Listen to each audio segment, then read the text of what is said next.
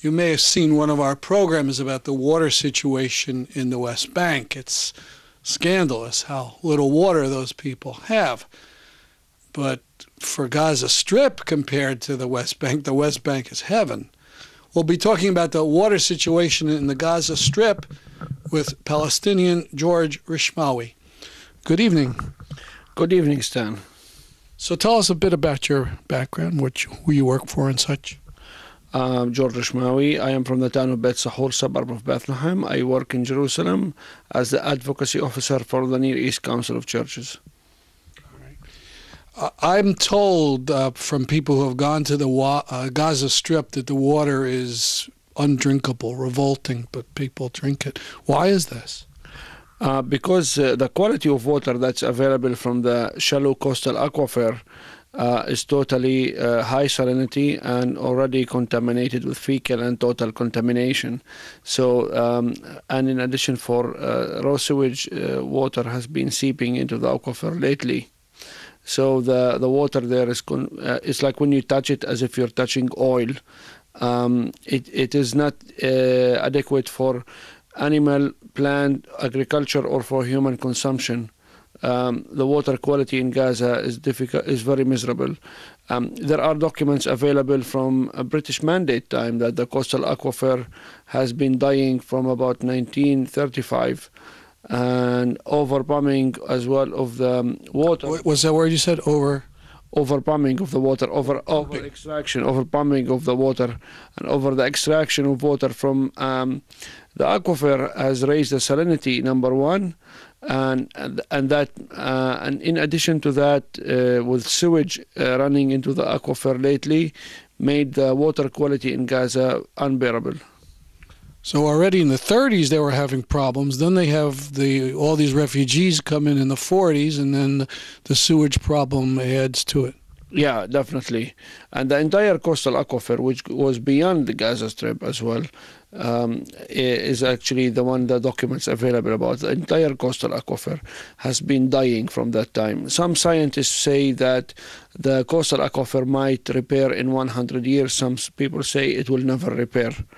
And we really do not know.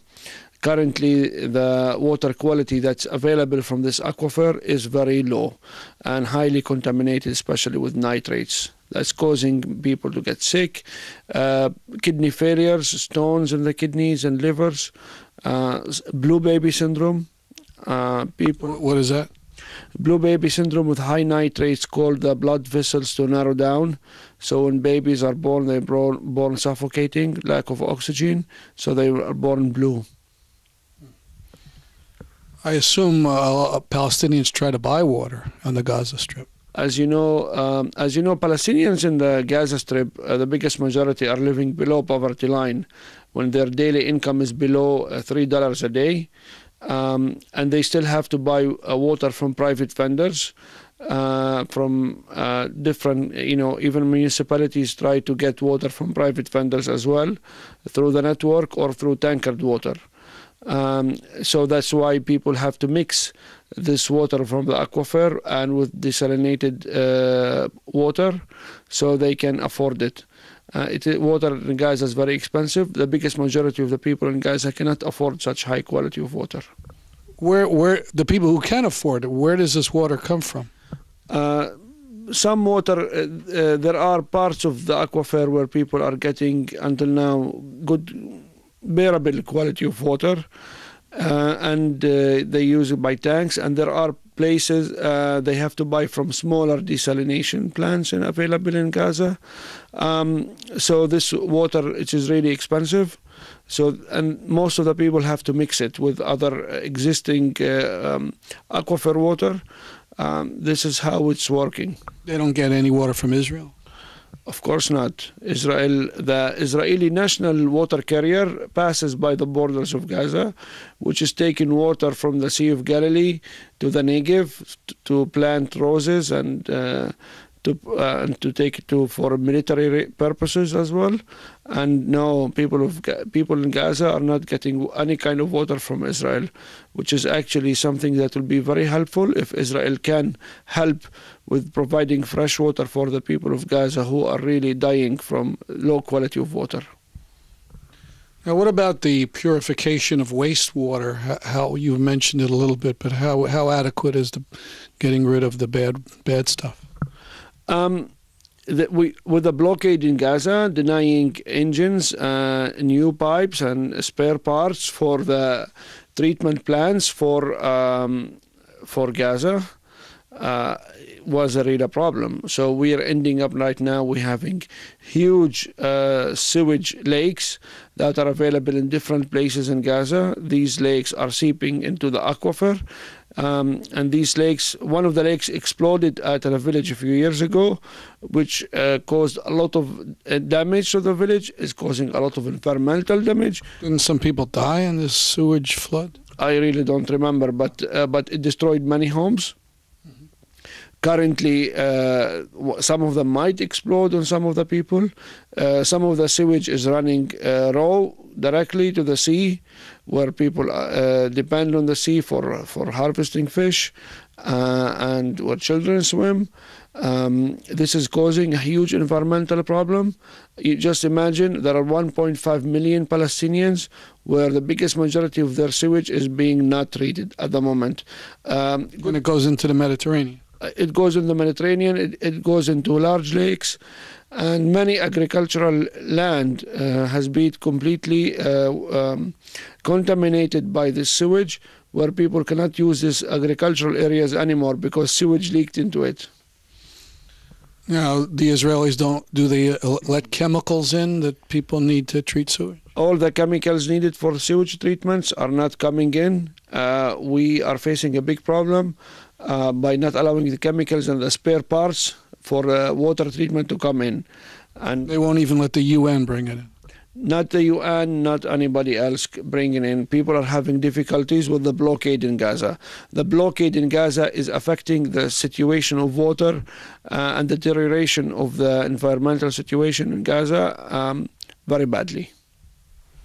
Now, what about Operation Cast Lead, that attack on Gaza winter 2008-2009? How did that affect the situation? Definitely, Israel has been targeting water installations in Gaza. Israel has been targeting main transmission lines. Israel has been targeting main sewage lines. Israel claims that this war on Gaza was against Hamas. But if it was against Hamas, why would they target water installations? This is deliberate by Israel all the time, including the West Bank, where Israeli army and settlers have been shooting at Palestinian water tanks on top of the roofs. My family has changed their water tanks several times. But imagine in Gaza on a larger scale where water installations have been really targeted. I understand Goldstone in his report about Gaza mentioned something about what the Israelis did in the Cast Lead operation. In the Goldstone report, it has been very clear that the report says that there was a deliberate targeting of water installations by the Israeli army in the Operation Cast Lead against Gaza. So Goldstone report says that very clearly that Israel did target water installations and water infrastructure. Well, if by a magic wand we could improve the situation, what are some of the most important things that should be done to improve water situation in Gaza? Several things should be done. First of all, water is an apolitical issue, and sanitation is an apolitical issue. First of all, removing the blockade on Gaza, which for an easy entry of the spare parts and the chemicals and pipes needed for water treatment. Secondly, giving a lot of fresh water that's available in different places to people in Gaza so they can have a clean, healthy, affordable, safe water. Number two, Gaza area needs a huge desalination plant to be installed so people can drink a good quality water. These measures are really needed last year, needed a long time ago, and yet nobody is doing anything about it. Well, I want to thank you for this interview, and I hope things will change in Gaza. Thank you, Stan. I hope so too.